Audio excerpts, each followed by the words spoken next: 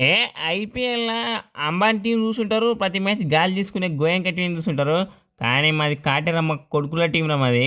ఇగ అమ్మ ఆశీర్వాదం ఇచ్చింది. పొద్దు పొద్దున కోడిగుడ్లతో నన్ను తిప్పేసుకున్నా. నన్ను దిష్టి గిష్టి లేకుండా. ఎందుకంటే అసలు దరిద్రం చుట్టింది నాకు శని 2 సంవత్సరాలకెళ్ళి.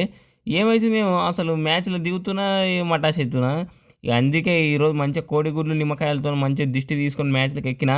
ఇగ ఫస్ట్ మ్యాచ్ అంటే ఏదో చిన్న సామిలా చేయి తిరగక ఔట్ అయినాం గానీ ఇక మాకు ఈళ్ళు కోల్‌కత్తాను మిస్ కావద్దనుకున్నాం. మిస్ జేయలే. వాడు అంత లేకుంటే మాకు పోయినసారి అటు పోయినసారి ఫ్లయింగ్ కిస్సులు ఇస్తారు ఆళ్ళు.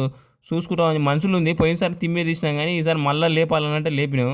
ఇక మ్యాచ్ మధ్యల నాకు అటు ఇటు కొట్టి అంపైర్ గానితోని పోయి ఈ చేతి ఇవి ఎన్నేళ్ళని అడిగితే 3 ఏళ్ళు అన్నాడు. వాయబ్బో! ఈడేదో కథ విన్నాడు మా పని పడతదని అనుకున్నాం.